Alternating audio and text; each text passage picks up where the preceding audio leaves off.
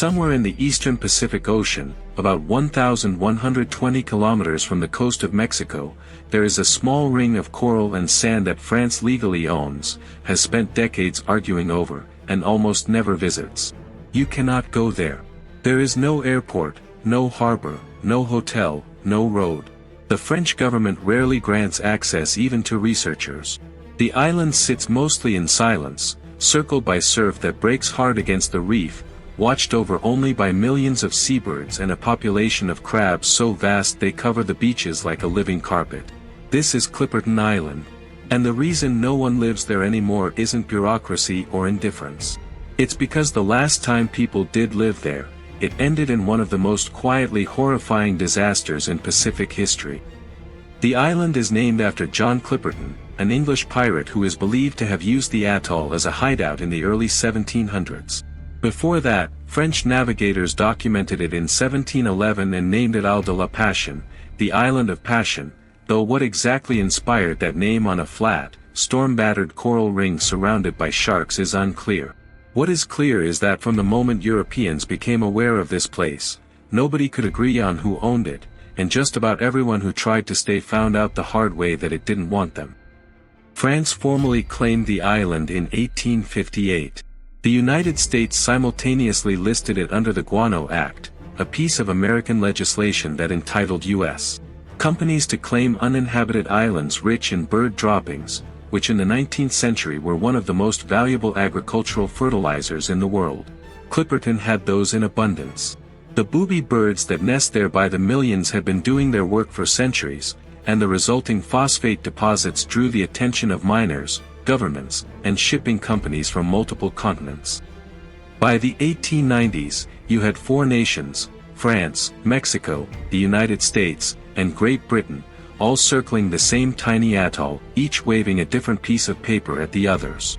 Mexico's claim rested on the argument that Spanish galleons had sighted the island in the 1520s. France pointed to its 1858 formal possession. American miners were already on the ground, digging. And a British company had a contract to extract phosphate. It was a jurisdictional tangle over a patch of land barely 2 miles across that, by every practical measure, nobody should have wanted at all. Mexico moved first in a decisive way.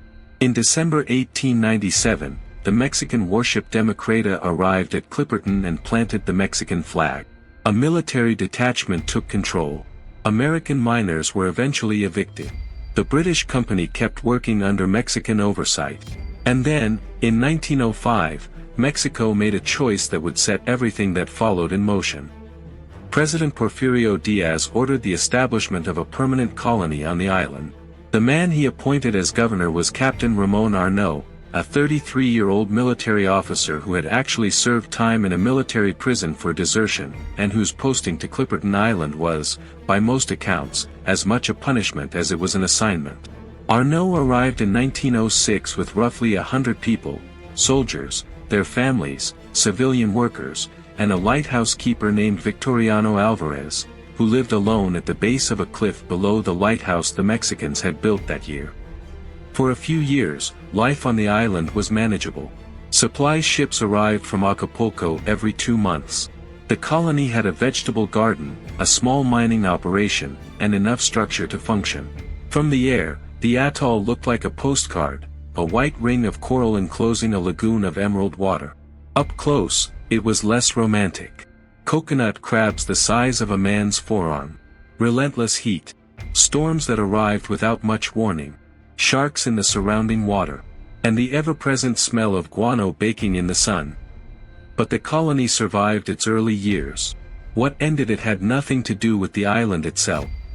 In 1910, revolution broke out in Mexico. The fighting that would reshape the country over the following decade consumed the government's attention and its resources. The supplies shipped from Acapulco became irregular, then infrequent, then it stopped coming altogether. By 1914, no ship had reached Clipperton for long enough that the colonists' stored supplies had run out. The vegetable garden had been destroyed by weather. The island's only reliable food sources were birds, fish, and eggs.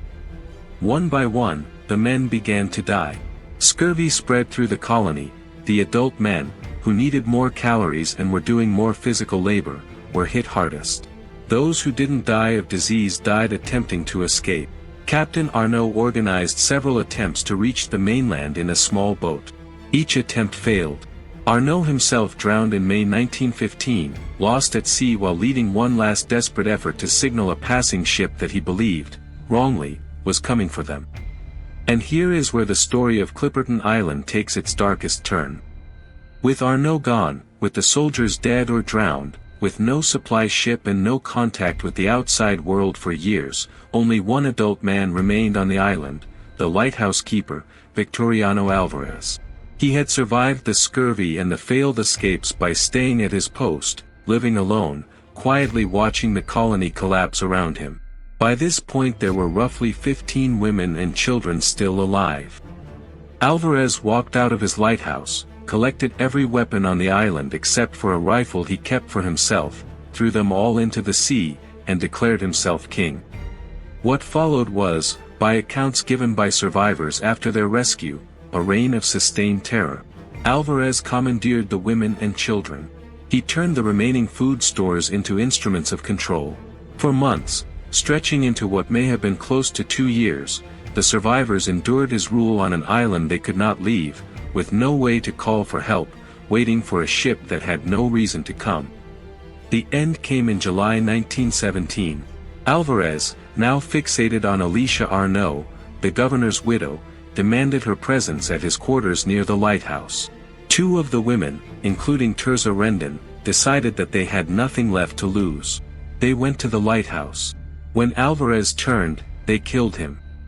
One day later, on July 18, 1917, the USS Yorktown, an American Navy gunboat sweeping the Pacific for signs of German activity, altered its course toward Clipperton Island on a routine check. The ship's commander, Harlan Page Perrill, sent 2 sailors ashore.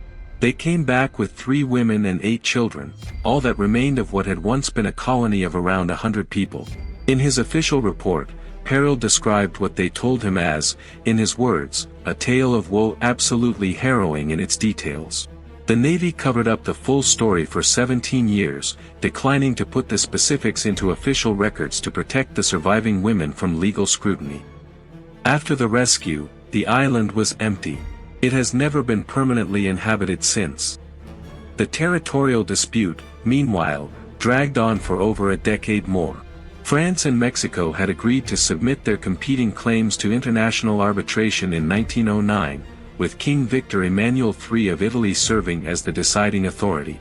The case sat in procedural limbo through World War I, through the Mexican Revolution, through the entire period that colonists were dying on the island in question. The Italian king finally issued his ruling in 1931, Clipperton belonged to France. Mexico accepted the decision, however grudgingly.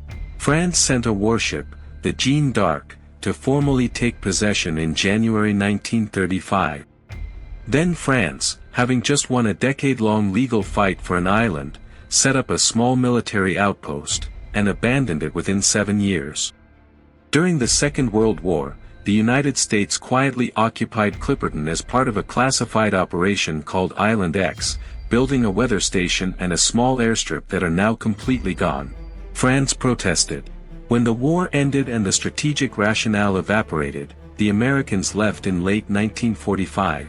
France patrolled the island intermittently through the 1960s, conducted a handful of scientific missions, entertained proposals for a fishing port and an airport in the 1980s, none of which were ever built. Today, Clipperton is held as state-private property under the direct authority of the French Minister of Overseas Territories. Access requires authorization from the French High Commission in French Polynesia. There is no airstrip, no harbor, no infrastructure of any kind. France controls access and rarely grants permission to visit, partly because there's very little there, and partly because the surrounding reef makes approach by boat genuinely dangerous. The only regular visitors are occasional French Navy patrols and, under a treaty confirmed in 2017, licensed Mexican fishing vessels, though monitoring compliance is nearly impossible given how rarely anyone official goes there. This is the current state of Clipperton Island, an atoll that was claimed by 4 countries. That was colonized, abandoned to die, won by lawyers, briefly occupied by a wartime navy, and is now owned by a country that doesn't visit it. An island that sits in the Pacific, perfectly intact, roughly 9 square kilometers of coral and lagoon and seabirds, technically European Union territory, closer to Acapulco than to any French possession, and accessible to almost no one. The colony that Mexico sent there collapsed not because of the island, but because the world forgot about it. A revolution broke out on the mainland, and the people of Clipperton simply dropped off every list that mattered. The island didn't destroy them. The absence of a supply ship did. The absence of anyone remembering they were there did. There is still a ruined lighthouse on Clipperton Rock, the island's only elevated point, a promontory about 20 meters high on the atoll's southwestern edge. The lighthouse that Victoriano Alvarez tended, from which he eventually descended to declare himself king of 11 surviving women and children, is gone. What remains is a weathered shell, visible from offshore, looking out over water that goes unbroken for 1,000 kilometers in every direction. France owns this. France won a legal arbitration to own this. And France's answer, for the last 80 years, has been to largely leave it alone, a bureaucratic monument to a territorial dispute that outlasted everyone who died in it, sitting empty in the Pacific, belonging to a country that is over 10,000 kilometers away. Clipperton is not the only place on Earth that ended up in someone's possession through a combination of historical accident, legal stubbornness, and the sheer inertia of maps that were drawn long ago. But it might be the clearest example of what that kind of ownership actually costs the people who get caught between two governments deciding the fate of a piece of land neither of them ever had to live on.